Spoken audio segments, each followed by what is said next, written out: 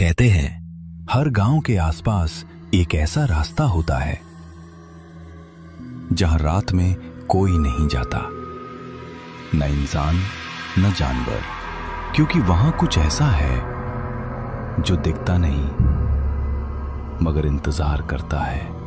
गांव भैरवनगर, चारों तरफ खेत, दूर तक फैली काली मिट्टी और बीच में एक पुराना कच्चा रास्ता।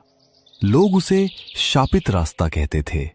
रात में अगर कोई गलती से भी उस ओर चला जाए तो या तो सुबह लौटकर नहीं आता या लौटता है मगर पहचान में नहीं आता। कई साल पहले इसी रास्ते पर एक लड़की की मौत हुई थी। लाल साड़ी पहने, आंखों में खून उतर आया था, चेहरा राख जैसा सफेद। उसके बाद से कोई रात में उस रास्ते से नहीं गुजरा। अयान शहर से आया 24 साल का लड़का। गांव में उसके मामा रहते थे और वो छुट्टियों में वहां आया था। एक साहसी और निडर स्वभाव का युवक जिसे बचपन से ही भूतों की कहानियां बस हंसी का विषय लगती थी। उस रात गांव के चौराहे पर कुछ बुजुर्ग बैठे थे। हुक्का पीते हुए बातें चल रही थी। अयान, रात होने वाली है, घर चलो बेटा, वो रास्ता मत पकड़ना। मामा, आप लोग भी ना हर चीज में डर देख लेते हैं। अरे वो तो बस लोगों के दिमाग की बातें हैं। आजकल किस जमाने में जी रहे हैं? बेटा, मजाक मत बना। वो रास्ता सिर्फ मिट्टी का नहीं, आत्माओं का रास्ता है। जिसने भी रात में वहां कदम रखा उसे वही लाल साड़ी वाली दिखाई दी। अगर सच में कोई आत्मा है वहाँ तो आज मैं मिल लूंगा उससे। देखते हैं कौन डरता है। अयान, पागल मत बन, गांव वाले यूं ही नहीं डरते। लेकिन अयान तो जैसे ठान चुका था। रात के 12 बजे, आसमान काला, हवा ठंडी और घनी धुंध हर ओर फैली हुई। अयान लालटेन लेकर अकेला निकल पड़ा। जैसे ही वो रास्ते पर पहुंचा, हवा की आवाज बदलने लगी, पेड़ों की टहनियां हिलने लगी, जैसे कोई कुछ कहना चाहता हो। धुंध गहरी हो गई थी, रास्ता जैसे लहराने लगा था। कभी लगता बाएं जा रहा है, कभी दाएं। अयान ने सोचा शायद भ्रम है, लेकिन तभी धीरे से कोई औरत की आवाज सुनाई दी। रुको, वहां मत जाओ। अयान ने पलटकर देखा, कोई नहीं था। शायद हवा में आवाज आई होगी, चलो आगे। लेकिन जैसे जैसे वो आगे बढ़ा, झिंगूरों की आवाज तेज हो गई। उसने आंखें झपकाई, अब सिर्फ अंधेरा था। अयान ने मोबाइल निकाला, फ्लैशलाइट ऑन की। सामने कुछ नहीं था, लेकिन कुछ कदम आगे बढ़ते ही एक लाल रंग की साड़ी का टुकड़ा जमीन पर गिरा हुआ था, जैसे किसी ने उसे अभी अभी गिराया हो। वो झुका, साड़ी के टुकड़े को उठाने ही वाला था कि हवा का तेज झोंका आया। साड़ी का टुकड़ा जैसे खुद हवा में उठा और आगे बढ़ने लगा, जैसे कोई उसे उठाकर चल रहा हो, लेकिन शरीर दिख नहीं रहा था। अयान का दिल जोर जोर से धड़कने लगा। वो डरने के बावजूद साड़ी का पीछा करने लगा। कुछ दूर जाकर साड़ी एक पुराने बरगद के नीचे रुक गई। वहीं से एक औरत का साया दिखा, जो धीरे धीरे अयान के सामने आया। उसका चेहरा सफेद राख जैसा, आंखें पूरी लाल, और वो मुस्कुरा रही थी। तुम लौट क्यों नहीं गए? अयान का गला सूख गया। वो पीछे हटना चाहता था, मगर उसके पैर जैसे जमीन में धंस गए थे। तुम कौन हो? जिसे सब भूल गए, जिसे इस रास्ते ने निगल लिया। अब ये रास्ता मेरा है, और जो यहाँ आता है वो भी। अचानक उसका चेहरा विकृत हो गया, आंखें और लाल, मुंह से खून टपकने लगा। हवा का झोंका आया और सब कुछ गायब। अयान बेहोश होकर जमीन पर गिर पड़ा। सुबह गांव वालों ने शापित रास्ते के पास घर का लालटेन देखा। हे भगवान, ये क्या कर दिया तूने अयान? लोगों ने चारों तरफ तलाश की, लेकिन अयान नहीं मिला। पर उसी रात मामा के घर के दरवाजे पर टपकते पानी की बूंदों जैसी आवाज आई और किसी ने दरवाजे के बाहर से बहुत धीरे से कहा, मामा दरवाजा खोलो, मैं लौट आया हूं। मामा ने कांपते हाथों से दरवाजा खोला। बाहर अयान खड़ा था, चेहरे पर अजीब सी शांति, कपड़े मिट्टी से सने हुए, आंखें सुर्ख। अयान बेटा तू ठीक है ना? कहाँ था तू पूरी रात? कहीं नहीं मामा, मैं बस रास्ते पर ही था। वो अंदर चला आया बिना किसी भाव के, कमरे में बैठा दीवार की ओर देखते हुए मुस्कुराया। तू डर गया था क्या बेटा? हम सब तुझे ढूंढ रहे थे। डर नहीं मामा, अब डर किससे हो जब वो साथ हो। मामा ठिठक गए। वो कौन? अयान का चेहरा धीरे धीरे छाया में डूब गया। उसकी मुस्कुराहट अब ठंडी और बेईमानी लग रही थी। रात के समय मामा ने देखा अयान बरामदे में खड़ा था, दीवार की ओर देखता हुआ। वो किसी से बात कर रहा था, पर वहां कोई नहीं था। अयान किससे बात कर रहा है बेटा?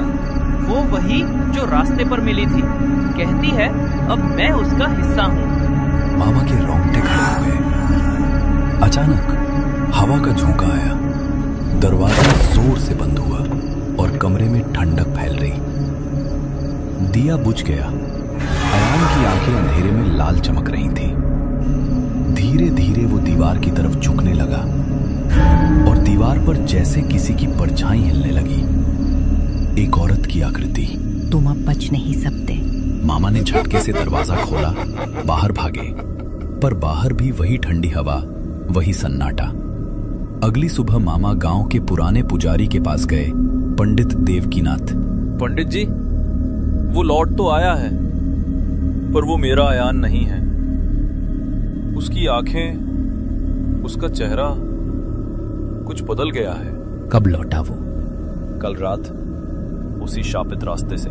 पंडित जी ने आंखें मूंदी, धीरे से बोले, वो रास्ता आत्माओं का फेरा है। जो वहां मरता है उसकी आत्मा वहीं फंस जाती है, और जो वहां जीवित जाता है उसे एक आत्मा अपने साथ बांध लेती है। शरीर वही रहता है, आत्मा बदल जाती है। मामा के होश उड़ गए। मतलब वो अब मेरा अयान नहीं? शायद वो अब किसी और का माध्यम है।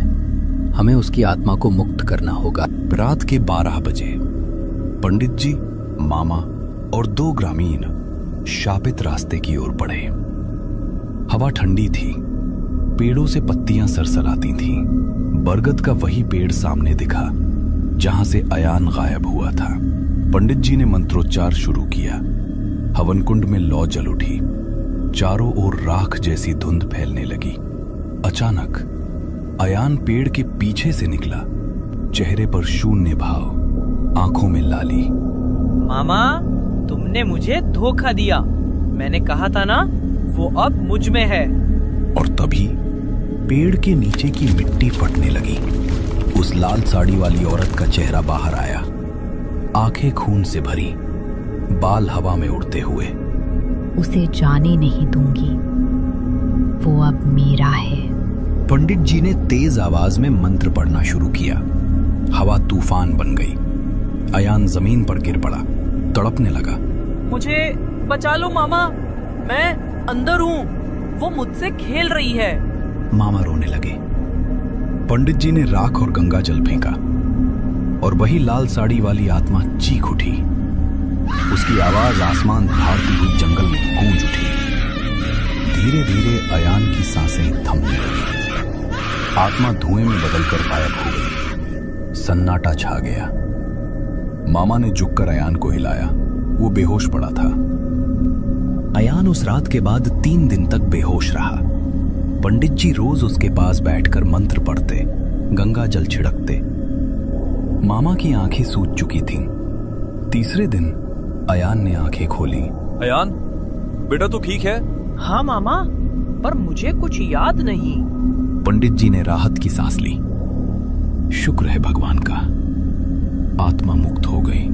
लेकिन मामा ने देखा अयान की कलाई पर लाल निशान बने थे, जैसे किसी ने कसकर पकड़ा हो, और उसके नाखूनों के नीचे मिट्टी भरी थी।